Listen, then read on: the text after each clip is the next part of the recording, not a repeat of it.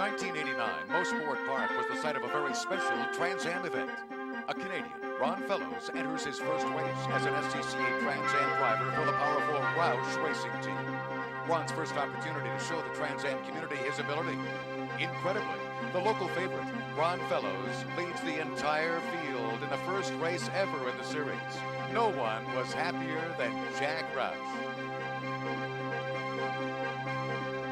Except Ron himself on that magic day at Mosport. Today, the SCCA Liquid Tide Trans Am Tour returns, and so does Ron Fellows. But today, he sits at the back of the grid, an engine failure in practice sending him to the back. Can he do it again? He'll have to pass 24 cars, and the pole sitter and season points leader, Scott Schott. Can Ron do it? Don't go away. The following is a presentation of Prime Network. Against a clock, against an arch rival, on a strip, on a track, there's a tremendous world of motorsports racing. And now you get to enjoy all its variety on the Chevy Motorsports Hour. Brought to you by Today's Chevrolet, who invites you to see why more people are winning with the heartbeat of America. And by Budweiser, the king of beer. With that clean, crisp, cold taste. Nothing beats a Bud. Welcome to Mosport Motorsport Park here in Southern Ontario. I'm Tim Paulson with Bill Adam, and we're ready for the next round of the Trans Am Series in Canada. Once again with Scott Sharp on the pole, Bill. Well, this is a young man who continues to impress. He has been blindingly fast all season long, and it doesn't seem to matter where. Three Rivers, a very, very tight street circuit, Scott's on the pole. Now we come to Mosport, an ultra-fast circuit. Once again, he's on the pole, but alongside, same scenario as Three Rivers, that black Oldsmobile V6 of Paul Gentilozzi. This, too, shows, I think, the remarkable formula that SCCA has by allowing 6 cylinders to run with the V8s, but allowing them to run with less weight. Very competitive. Okay, and a Canadian element here as well. What chances today? Ron Fellows has got a very hard road to go over today. He was running very quick times with his Roush Mackenzie Mustang, but unfortunately suffered a motor failure in the final session. Now, the SCCA have a formula that tries to keep this racing for the little guy. They don't allow engine changes, only at the penalty of going to the back. Ron's motor blow-up meant he had to start from the back of the grid. He's got a terribly hard job, but if anybody can do it with all this Canadian incentive, Ron can do it. This is going to be a very interesting one in Canada for round 2 of the Trans Am Series as they head toward the end of their season. And we will return with the SCCA Liquid Tide Trans Am Tour from Mosport Park right after this.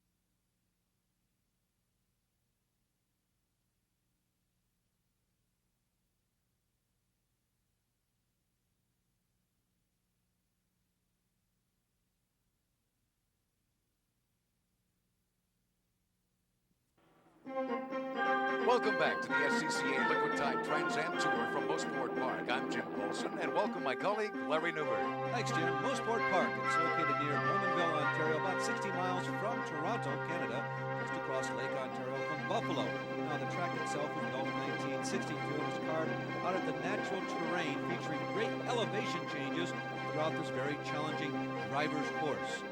One of the series' great drivers, Irv Hare, will take us around for a lap on this very challenging racetrack here at the Mosport. Mosport is also one of the fastest circuits that the Trans Am cars run on. Keep your eyes on Irv's hand. See how much of a handful of these powerful Trans Am cars are on this racetrack. Start-finish line, front straightaway. Drivers usually accelerate briskly, but as soon as you are up to speed, the track drops away through corner number 1 and a hard right-hander.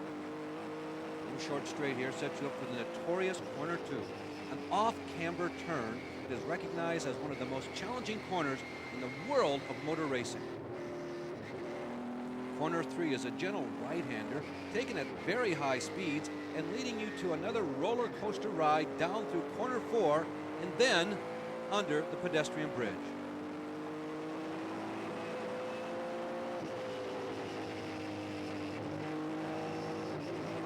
Perhaps the most crucial part of this track is the hairpin in corner 5. One must get through here very smoothly to carry your momentum up the long Mario Andretti backstraight. This is especially critical for those less powerful V6 cars that Bill Adam talked about. Up the backstraight, under hard acceleration through all the gears, hitting a maximum speed of over 160 miles per hour. This straight also features some steep rises, and coming over the crest, some cars actually lift front wheels off the track. Into 8 and gear down for a right-hander, quickly followed by a left-hander, corner number 9, in which you gear down again. Corners 9 and 10 make up the S's. You are back on the front straight in just over 1 minute and 15 seconds. Well, Irv and Larry with a great tour, and we got the cars lined up now, so let's take a look at that entire grid. Points later, Scott Sharp makes his second appearance in Canada with another pole. He will be very tough to beat. Paul Genelosi will line up alongside his V6 Oldsmobile, has surprised everybody with a great performance. He raced with Scott at Trois Rivières. Les Lindley, a big surprise, well over 100 Trans Am starts. He moves up to 3rd position today. Another veteran of the series is Greg Pickett. He is elected to go with V8 power after starting the season with V6. He's 4th fastest. The veteran Irv Hare placed his V6 number 6 Olivetti Oldsmobile Cutlass in the 3rd row. He's very smooth, could be strong here. And here is Jack Baldwin, number 2 in points overall to teammate Scott Sharp. Row number 4 has the California kid, Darren Brassfield, in it, who loves to go fast and can't be counted out of any race, particularly here at Mosport. Jim Durhog will lead basically the second contingent of drivers. There's Baldwin on your right, pulling away. Bob Sophie on your left in the mobile blue and white number 55. There's Durhog going by. Steve Petty, the highest-ranked rookie. He takes his position on the grid. Jerry Clinton, the racing businessman from the St. Louis area, as the entire field begins to pull out of the pit area and head for the racetrack. They'll have one parade pace lap here, and then they'll take 2 and challenge the most demanding circuit on the Trans Am Trail. Well, we'll be back with the start of the SCCA Liquid Tide Trans Am Series after this.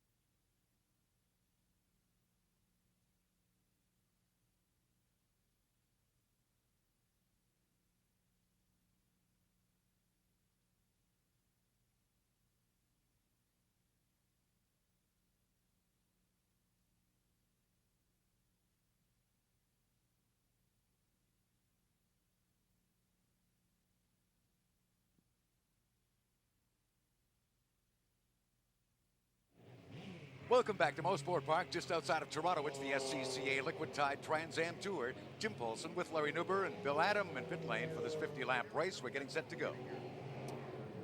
Green Skull Bandit right there. Good look at him is Jack Baldwin. This event is 50 laps and will include one stop for fuel. Now, the result of that pit stop could have a large bearing on today's race finish.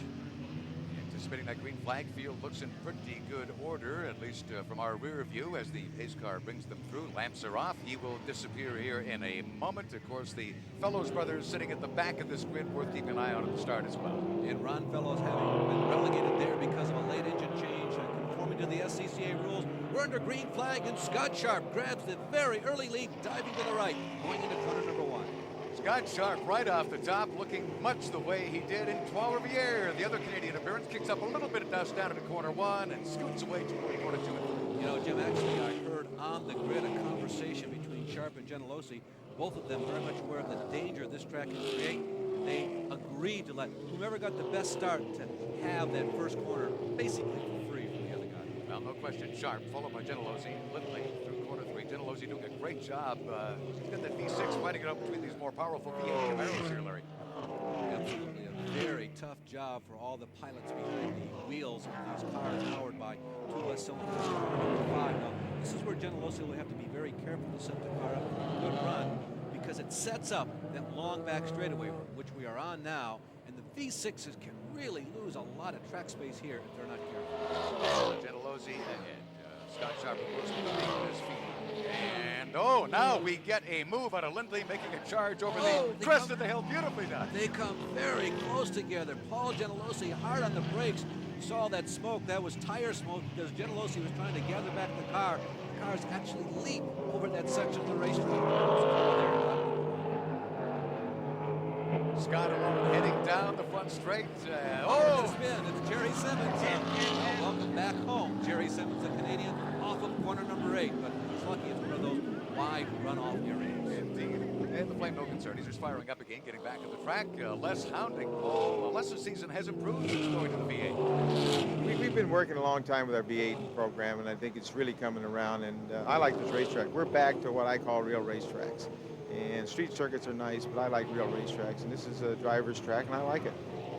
Les is certainly proving to be very prophetic with those remarks, as he's really hounding Gentilossi, and they're also pushing Scott Sharp. I guess this is where Scott will have to prove his intelligence, or certainly be intelligent, save the car. You don't want to wear out the tires too early in this run at most point, Larry. Not at all, Jim. There's a pit stop that a lot of the crews hope that they will not have to change tires. They don't plan on. There's Lindley looking to the inside of Gentilossi one more time. He has him this time as Les Lindley moves into the runner-up position.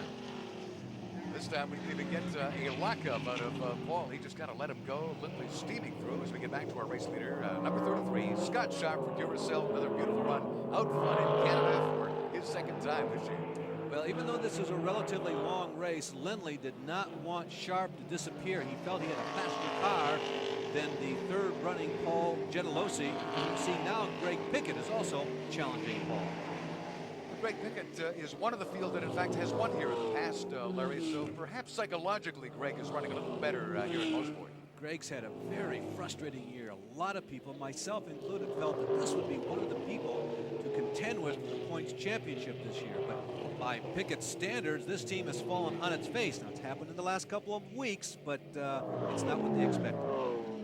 Leaders by, and Pickett, a part of that again. Watch the entire field, and let us not ignore again that Ron Fellows has started at the back, but already is doing a great job carving his way up through the back markers. And we'll expect him in view with this crowd, I would think, before long. Yeah, Fellows, by timing and scoring, has already knocked off about 10 cars here in the first 2 laps, so he is really coming on strong. You're looking at the first 10, 12 cars. Considering how fast this racetrack is, Jim, it's remarkable that so many of them are also. Look at number 5, Darren Brassfield now makes his move on his teammate, number 6, Irv Hare, and Darren decides, I want the 7th spot. Irv, sorry, you got to go back. And so the younger driver, younger in terms of years, and probably also a little more lean on experience, goes by his more experienced teammate. There's Jack Baldwin. He's second in the Drivers' Championship. Second place sometimes can be a very difficult spot to be in. I feel like the meat in a sandwich. I've got to look behind me, but I've got to look ahead of me too. And this race being a 125-mile race, And the nature of the circuit and the nature of the way it wears tires, it doesn't really matter where you're at in the first 100 miles. It's the last 25 that's important. Well, obviously, Larry, Jack Baldwin electing to run a very conservative strategy. At least that's his plan going into the run.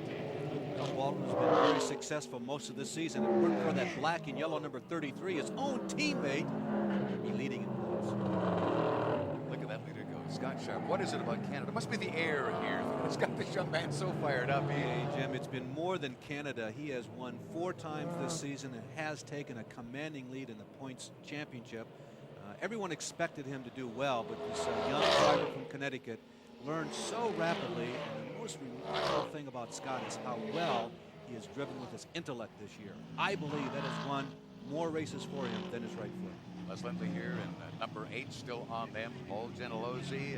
We saw this in Quebec too. Gentilozzi being more or less the rabbit. Is that what happens with the Rocket Sport team? You know, I don't know. I think a lot of people would like to think that's the case, but Paul is so fast. He seems to be a little better than everybody else on cooler and newer tires.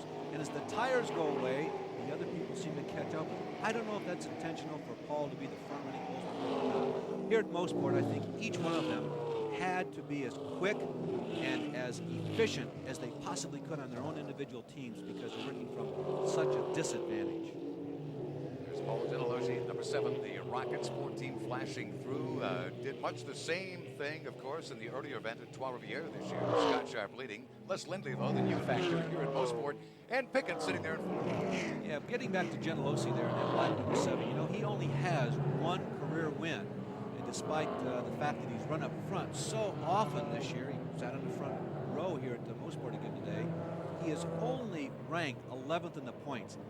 He, among all the drivers who consistently have run up front this year, probably needs a win more than anybody else, with the possible exception of Baldwin. But Paul's had an interesting season, but one that he wished would have been a little more successful.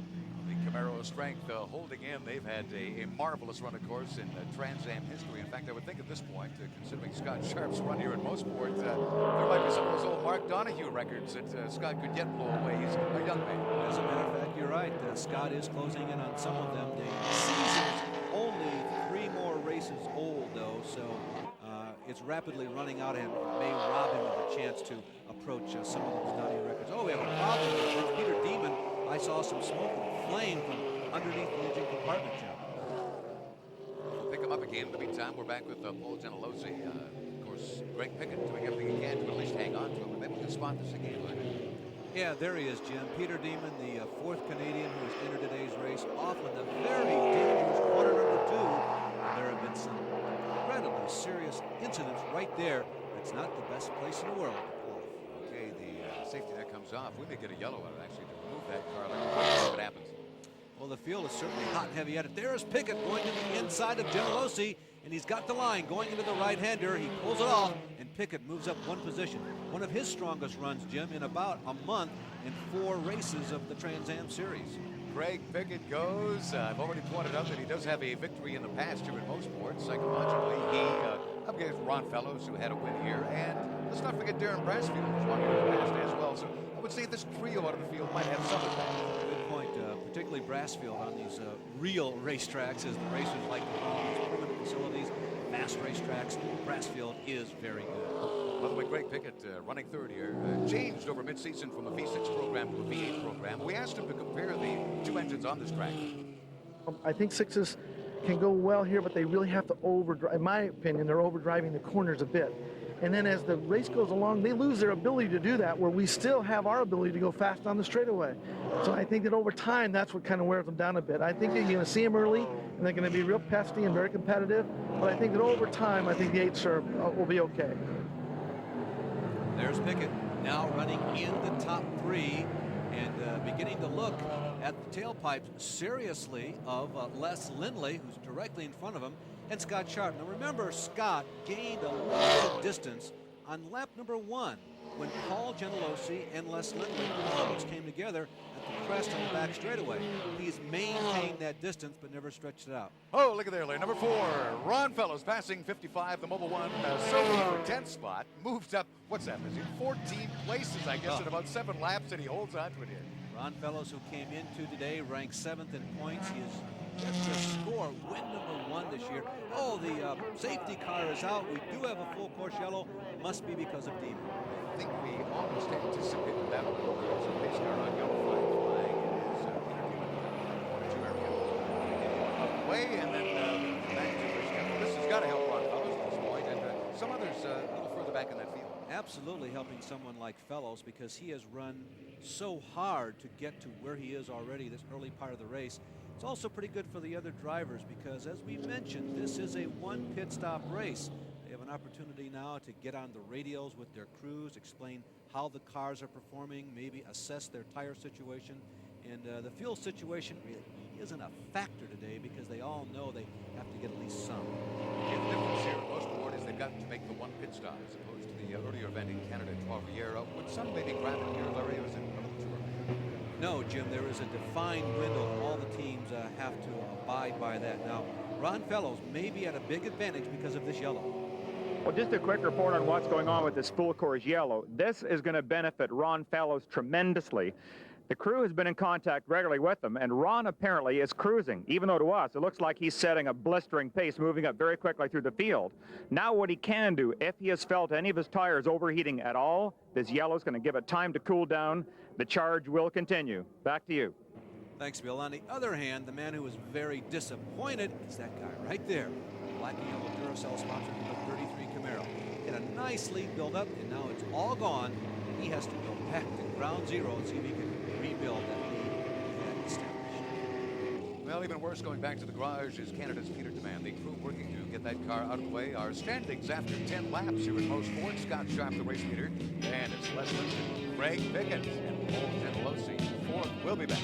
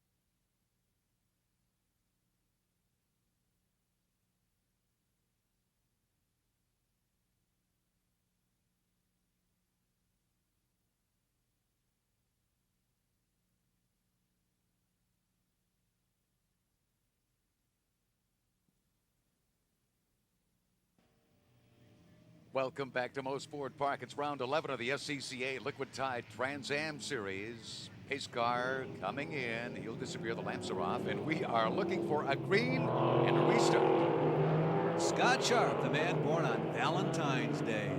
The Cupid's baby is 23 years of age this year.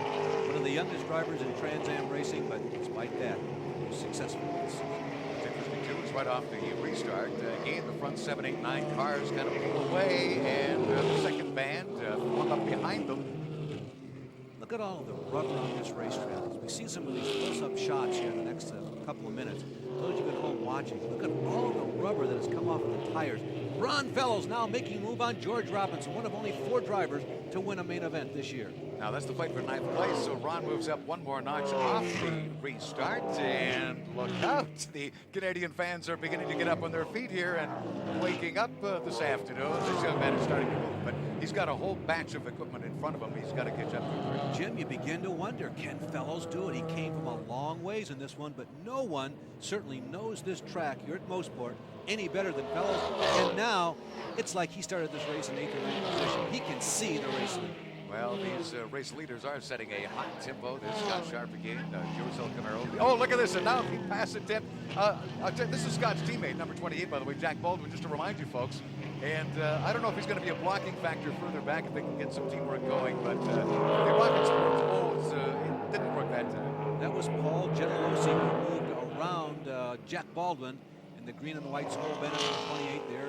Genelosi. He holds on to the position. His ball right behind him is the Phoenix Arizonian Bob Sobey, consistent top 10 runner all season long. There's leader Scott Sharp again, Lindley, Pickett, and in fourth position now, Paul Genelosi. Quick question, Larry. Would Scott have communication with Jack? They don't have car-to-car. No, they don't, but they can communicate with the other through the medium of the team. They can actually call back to the pits, and Scott can say, hey, talk to Jack and find out where he's at and who's challenging him, and the message can be passed along. Although that seldom happens until the last 10 laps of any race. Interesting fight disappearing under the bridge there as we get back to Sobey here at number 55, and he's got Darren Brassfield right up him. And Larry making a very good point that we're seeing a lot of rubber flying here and more of that being laid down as the afternoon goes on. Absolutely incredible. That's Darren Brassfield and Irv Hare, teammates in those V6 Oldsmobiles, now challenging Bob Sobey. Man, okay, Baldwin, the teammate of our front runner. Keep an eye on that School Bandit. Just curious how much teamwork will be going on here. Of course, he's doing a fine job at this point blocking the foursome, really, that have come up on him at this stage of the race. I really doubt that he's blocking because he does not want to slip this far behind. Jack is a big hulking man, a Georgian. Actually came up through the dirt track ranks, has a lot of experience in road racing, was very successful running with IMSA, and he is desperate for a win in this series, this season, the Trans Am Series, and probably would not prefer to have slipped back so far. It's been an edict come down from General Motors. Boy, it's interesting to watch Scott Sharp, Les Lindley, Greg Pickett putting on a great show out front here. Yeah, Jim, an edict and administered by, ironically enough, basically one man. There's a gentleman by the name of Bob Riley, who resides in Indianapolis, has a specialty race car manufacturing shop. He used to make Indianapolis cars for A.J. Foyt. He makes GTP cars, and he has designed the vast majority of these Camaros running near the front. Now, Ron Fellows won here in 1989, so we ask him, what does it take to win? It's an intimidating racetrack, extremely fast with a fair bit of elevation change, so there's bravery that enters into it, but it still comes down to having a very, very good car. You can hang it out for possibly qualifying, but if you can't get the car to work on a consistent basis here, it'll hurt the tires bad, and you will be going backwards. But yeah, momentum, got to keep that up, and yeah, the old bravery factor. Ron had made the comment prior to the run today that he thought the rest of the teams were trying to throw him off psychologically, saying, oh yeah, this one's got to be yours, Ron, we're back at Mosport. I don't know. Ron is still keeping a very good perspective on everything. Well, they're under great acceleration right now as the cars traverse Mosport. It plays a very critical role, that in aerodynamics, and our Bill Adam took a look at that factor. With the liquid tide Trans Am Series becoming ever more competitive, it's the tiny things that are starting to play the games. Take, for example, the rear deck spoiler on George Robinson's Camaro. This upper lip has an adjustment that can either raise it or lower it by up to 1 inch. As well, they can run a maximum width of 65 inches.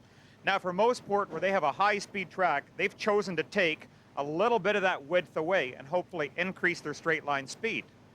Now, you say that really doesn't mean a lot in a race car. Well, let's just imagine. Suppose the addition of this spoiler being up high as well as wide makes your car go 1 mile an hour faster through the corner.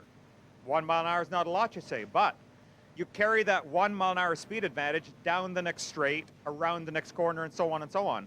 So your overall lap speed is 1 mile per hour higher. Now again, you're saying that's not very much. But here at Mosport on a 2.5 mile circuit, 1 mile an hour works out to just over 1 second. And at the average lap speed of 111 miles per hour, 1 second works out to almost 180 feet. Imagine you're gaining that over your competitor with something as small as this. 10 laps, you've gained 1/4 mile. Little things do mean a lot. Those little things certainly have been helping this man, our race leader, number 33, Scott Sharp, and he continues to dominate, although Lindley is in striking range. Jim, you begin to wonder, is this the strategy that we have seen from Scott Sharp all season long? Has he tapered off from that 10/10ths driving and now down to 9/10ths? And if history repeats itself, he may even move over and let somebody else lead for a while. Scott Sharp looking very dominant. Gained Les Lindley well within striking range. Starting to push Scott. Both drivers working with the same Chevy program. It's a matter of how hard to race against each other, I guess. Well, I think he's pretty well got the championship locked up unless something really stupid happens. I'm going to push him as hard as I want to, but I'm not going to overdo it. I need to just keep the pressure on and wait to the right point in the race, and if I get in front of him, he's going to be hard to pass. Fascinating personal comparison between these two drivers. Leader Scott Sharp, early 20s. Les Lindley, 50 years of age, started driving race cars before Scott Sharp was born. Even though that Les Lindley in second place is number 2 on the list of those drivers who have entered the most Trans Am races in history, he incredibly has never won one of these races. Well, there's no doubt Scott must have great respect for the drivers that are chasing him right here, but how will he race Lindley at Mosport? Well, I raced Les at Watkins Glen a little bit, but he always runs strong up here in Mosport. He has a good setup, he has good power in his car, and Les is going to be someone to reckon with all day. I think Les, he said he didn't push it quite as hard as he needed to in qualifying, and I'm sure as the race goes on, he's going to be right there because I think he's got a pretty good tire compound as well. Les Lindley and the Barnard FSI Camaros made the switch from V6 power to V8 power midway through the season. When many of the other teams did the same thing, they struggled, but it really played into Lindley's hands. He has been very strong in the last 6 races of the Trans Am year. Everyone has got a nice toe. I assume they're getting a toe off Scott. Our race leader now, Lindley, decides I've had enough of this. He makes the move. He goes. Sharp is out of the racing groove, way up in the marble. Scott Sharp digging to stay on the racetrack. Greg Pickett goes by. And there is Paul Gentilossi looking to the inside, now the outside as the track changes its direction. And Sharp is able to hold off Gentilossi, but Scott getting just out of the groove. And the competition has been so close today that one little slip up cost him 2 positions, almost 3. The same there for our good friend Paul Gentilossi is he just didn't get the nose in there fast enough. Otherwise, I think he would have put Scott down as well, Larry. It was very close. We mentioned earlier that Sharp many times this season has allowed other drivers to lead, but I'm not so sure that that's the place that he wanted to give up the lead. He was really in jeopardy there for a split second. You know who wants to lead here is Greg Pickett. Now Pickett is going to have a go at Lindley. We're still, well, the 4 of them now make it 5, 6, still running very close together up front. The veteran Greg Pickett, who has been running this Trans Am series for about 20 years, although only twice before has he ever run a full season, is looking to repeat a championship that he won about a decade ago. He has really struggled this year. We talked about those teams struggling with V6 power. He is one of them. Not a struggle for them right now with both Lindley, Pickett, the captains of Trans Am Excellence in front of Sharp. There's got to be concern in the Sharp pit. Bill Adam, in fact, is down there. Maybe we should get an update on their concerns. Well, I just double-checked with the Duracell team leader here who's in constant radio contact with Scott Sharp, and he said even though Scott has now gone from the lead back to 3rd, 4th, and who knows where, apparently there is no problem. This may just be like a Watkins Glen race where Scott was under a lot of pressure, decided to back off, save the car. A lot of drivers talked about a car being very important late in the race. Scott Sharp has already shown how intelligent a driver he is, and this just might be the plan. Apparently, though, he is okay. Well, I guess that's a consensus. Scott Sharp is running the exact race that he and team manager Buzz McCall want him to do. Now remember, this is a 1 pit-stop required event. That'll be coming up in the next 15 laps, and how these leading drivers, more importantly their crews, as Greg Pickett looks to the inside of Les Lindley, but not on this corner. How these drivers and their crews handle that required pit stop determine the outcome. After 22 laps at Mosport, Les Lindley is the race leader, but Greg Pickett is right on him, and then it's in 3rd spot, Scott Sharp. Paul Gentilossi sitting in 4th, and Jack Baldwin, Scott's teammate, is back in 5th, and we'll be back right after this.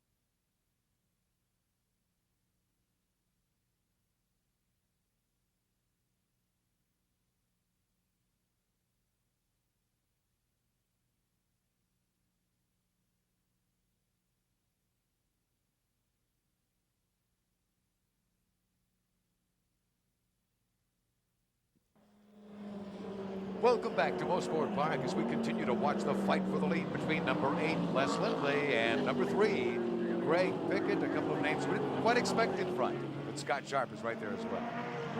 Les Lindley, the man who's never won one of these races, is trying to hold off Pickett's charge right now. In the Weaver Racing, Bob Riley built Camaro. Camaro facing off versus Camaro with another Camaro, a third product of GM, working right behind in the shadows. That's Scott Sharp, of course.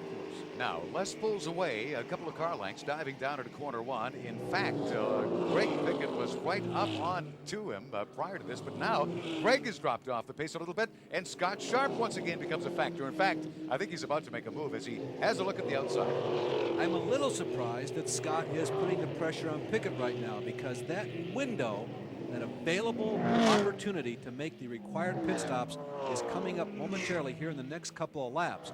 The guys up front, yeah, they want to stay close to the leader, but they want to have some distance between them so they can safely pit. And it will be interesting to see who comes in early and who chooses to stay out. So the thing to watch for here, perhaps, Larry, is who's going to make the most dramatic sprint prior to the pit stops, perhaps. Yeah, but on the other hand, as I mentioned to you, nobody expects to change tires. So if they damage or ruin their tires, they're in a tight spot, in dire straits for the end of this race. Race leader comes over the crest of the hill. It is Les Lindley, then Pickett, and there's number 33, Scott Sharp. Those pit stops are not far away. No, not at all. And the V6-powered Oldsmobile of Paul Genelosi is running in 4th position right now. That's going to be the real interesting moment in the pit stops. As the pit stops begin, the 2 points leaders are in first. All right, there's both team cars in at once. We've got Scott Sharp and Jack Baldwin. Scott stalled the motor momentarily, does have it running again. There's the fuel in, he's clear to go. Baldwin also following him right out of the pits. Bill Adam right on top of that situation, and now Ron Fellows leaves the pit. And here's Herb Hare firing up. He's out. So 4 of the leaders come into the pits, and you know, Jim, in a situation like this, it's always puzzling why everyone doesn't come in, because it stands to reason that unless something highly unusual occurs, those who pit first will end up being at the front of the pack when all the pit stops are over. These race leaders have not pitted yet. Paul Genelosi there, number 7. Number 8, Les Lindley is in fact the race leader here. He comes into view. Now, when are they going to pit? They're certainly extending their lead at this point. Will it be to their advantage, Larry? That's true. That is a factor that could occur. It could fall that way, but you never know. On an oval, there's always that opportunity for a full course, or a yellow flag that includes the entire racing surface, but it doesn't happen all that often in road racing. You know, Genelosi there in the black number 7 has been doing an unbelievable job of keeping up. His Oldsmobile V6 has gone well, but driving style is critical. But how, Paul, do you keep up here at Mosport? We have to be on them like a cheap suit everywhere until we get to the straightaway just to stay even every lap. The disadvantage is when you do overtake them and get by under braking or in a corner, they're going to pass you back again at the straightaway. The only thing we can hope for is they lose their rear tires, lose the momentum onto the straightaway, and then we can beat them. Loss of those rear tires, a good point from Paul. Tire wear definitely becoming a factor, and here's Paul again working on our race leader, Les Lindley. Les Lindley in that white orange trim number 8 must be in communication with this crew now, because we're getting to the point where it's becoming late to make the pit stop, and they all are required. They have to come in.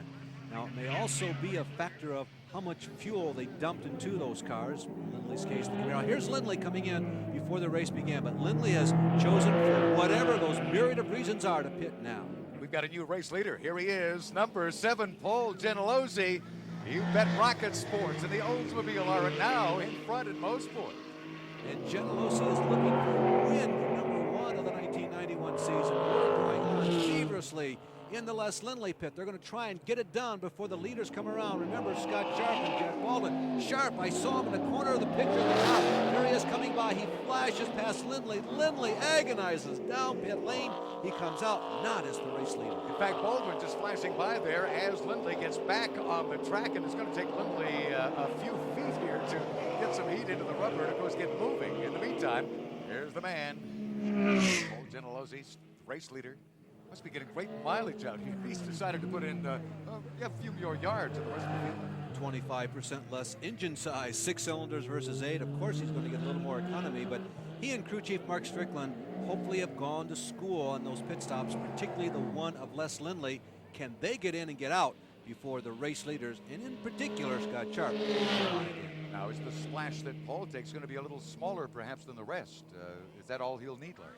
Well, certainly his needs are less than the others who pitted earlier. Now, I have noticed that Greg Pickett is missing. Maybe Bill can update us. Just a word on what's happened here with this number 3 Greg Pickett Camaro. As Greg pulled in, he held up 7 fingers, showing he has apparently lost a cylinder. Right now, the crew is trying to take off the valve covers, see if they can find a broken valve spring, or maybe get him back out all 8-cylinder horsepower. Back up to you. What a shame. The man who literally was challenging for the lead just moments ago, and bang, that shows how fortunes can turn around rather dramatically in Trans Am racing as another Ford. Well, you saw Mike Medley and crew toiling over Greg Pickett's car. Boy, they've had disappointment after disappointment this season, and they felt that they had really turned the corner this weekend at Mosport. Greg Pickett was running as well as he has all season long, perhaps other than that second-place finish that he had at Detroit on the city streets about 2 months ago. Paul Gentilozzi, there's the race leader. Scott Sharp has now taken over second place. Look out, Paul. Mind you, he's fairly well back, but Paul still has to stop. Yep, major factor. Paul Gentilozzi really stretching the laps on this one required pit stop. Certainly, he must be coming in very, very shortly. How quickly can he do this now? Because Scott is not in view as Paul comes up heading for pit lane. And the question also becomes whether or not Scott Sharp is moving in on Paul because his tires are just a little cooler. Talk about drama. After 32 laps, Paul Gentilozzi, the race leader, Scott Sharp is in second, but a little ways back. Then his teammate Jack Baldwin, Les Lindley, Darren Brassfield is sitting in fifth, and we will be back right after this.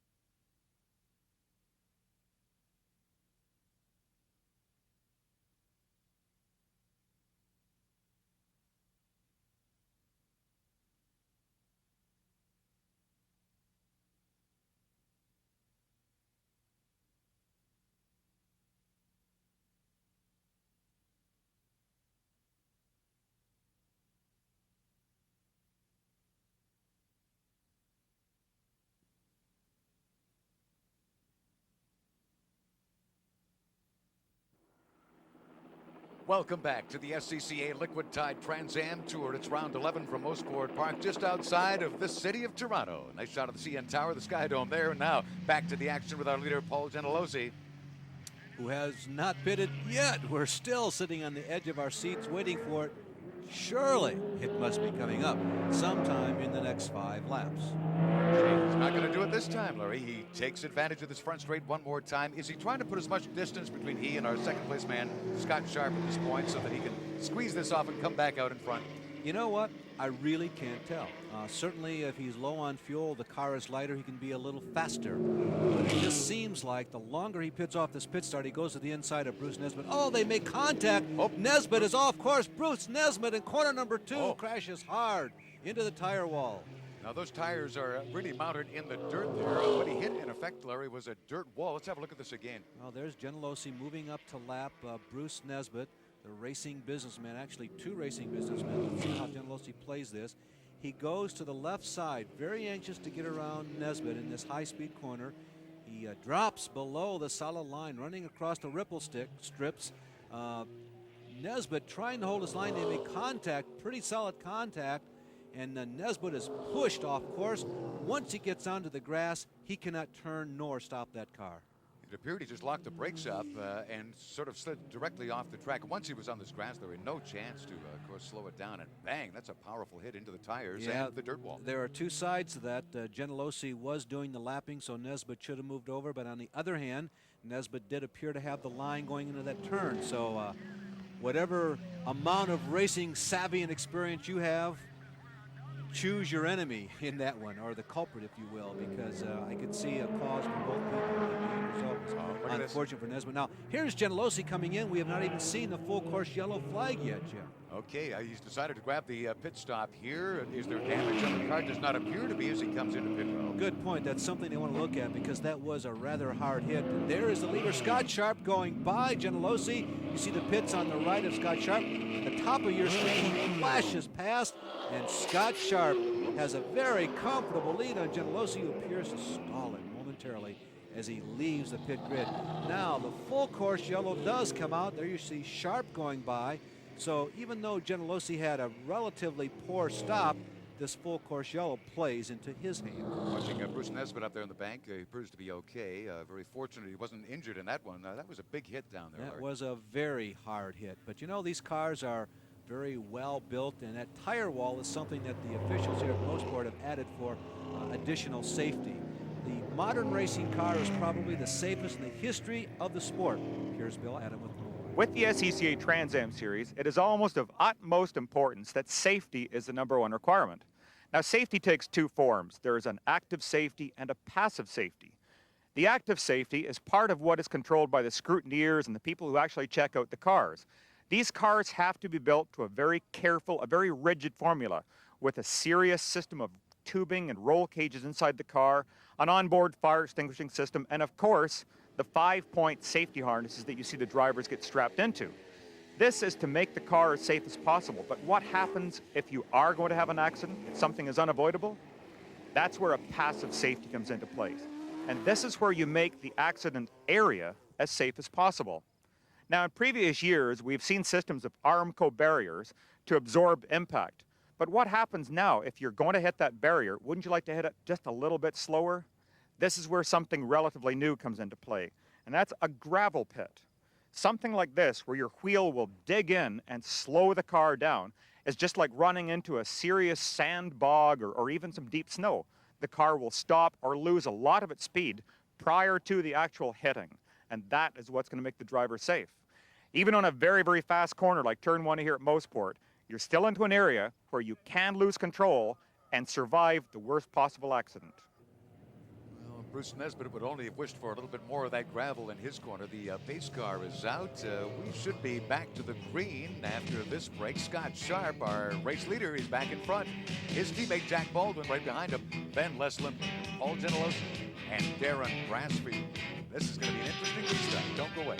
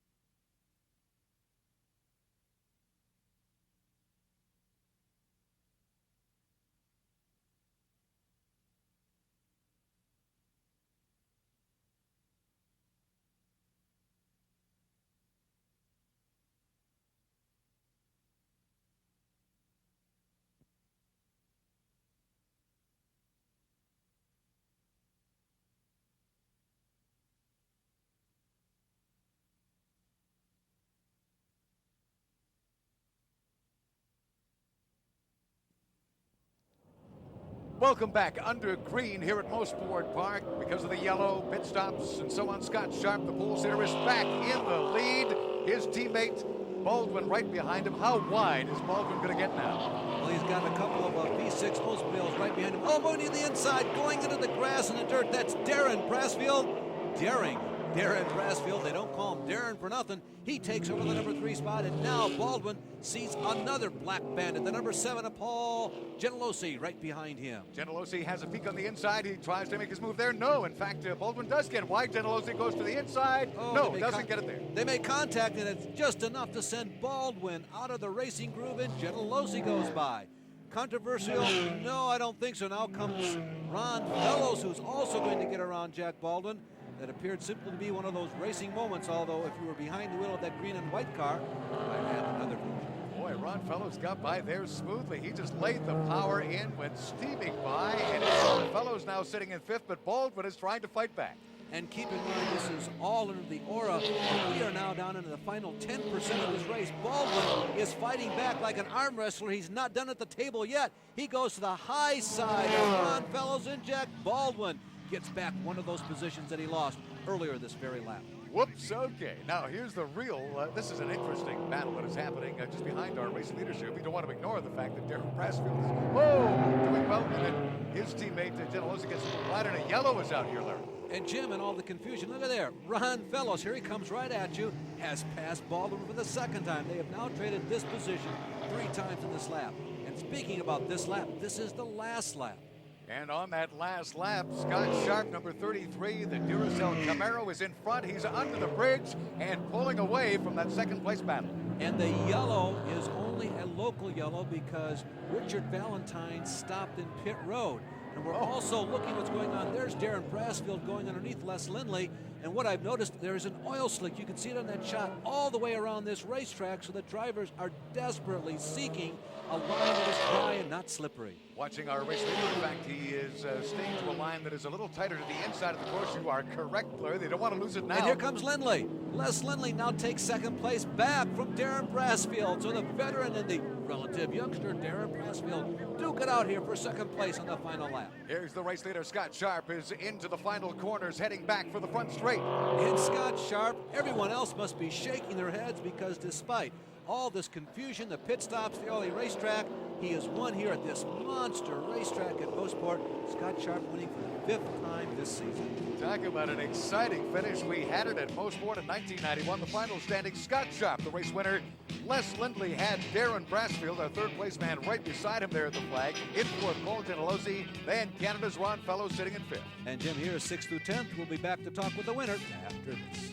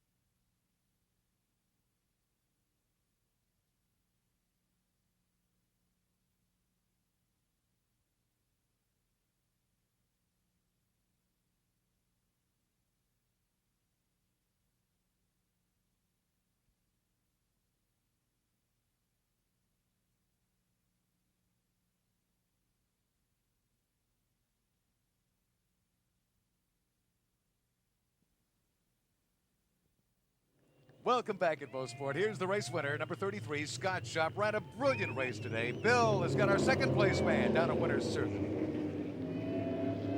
We had a lot of fun out there today. It was really, they made me earn every bit I even got. You know, it's just, I had to take my hat off to Darren. He passed me down in the oil in the last turn, and I went on the outside of him on the oil going up the hill, and he says, you got balls to do that, and I'll let you go. So I appreciate that. You know, a lot of nice, clean driving out there. You always go particularly well in Canada. What inspires you about this place? I like this track. I really do. I love this track. I love high-speed tracks, and you can really let a car hang out and drive it. So this is, I love it. And more of them. Canadaville more, and I'll come. Well, very glib. Les Lindley in victory lane. Here are the new points. Scott Sharp and Jack Baldwin still number 1 and 2. Darren Brassfield with his 2 victories is in 3rd place in points. Irv Hare is 4th, 3 wins, followed by Bob Sobey and Ron Fellows. Well, I guess I'm real happy to be in Canada, that's for sure. 2 for 2 in Canada this year. I don't know. I just got to tell you, God guided me through this race, and it was real hairy at the end with all the oil down. I thought about maybe they should have put a full course caution. I almost crashed 3 times, and I was being real easy, so I don't know how those guys made it when they were trying to catch up to me. Again, you made us wonder, in the middle part of the race, you did let a few people by. Was that almost like a Watkins Glen, where you just wanted to cool the thing off? It was similar. I mean, the Duracell car was real fast today, and I was worried about burning my tires up because those guys wanted to race hard. And we had the hardest compound here, and I felt if I just took care of my tires, I'd be able to put the Camaro in the winner's circle, and that's what happened. Champion Hard Charger Award going to Canada's Ron Fellows. He started at the back of the grid, ended up 5th overall. We'll be back.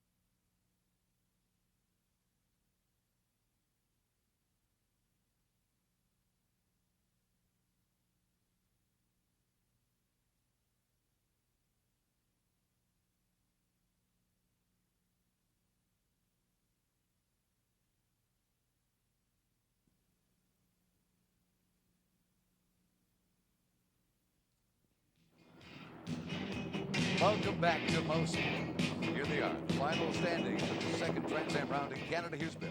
Well, this has turned out to be another spectacularly competitive Trans Am race here at Mosport today. Scott Sharp has continued his domination, but not by a great deal. I think we saw a fabulous challenge here by Les Lindley, and of course the V6 Oldsmobile kind of fooled a lot of troops, and they did sneak it in there in 3rd place, being very competitive in those final few laps. Perhaps the star of the race, make all of our hearts a little proud, Ron Fellows did a truly outstanding job. Ran his heart out all day long, and this helped add to what was really a superb race here at Mosport. Bill making reference to the fact that he is a native Canadian. Ron Fellows doing very well, although Bill Adam now lives in Miami. For Scott Sharp, taking a major stride toward winning the points championship this season. For Jim Paulson and Bill Adam, this is Larry Newber. So long from Mosport.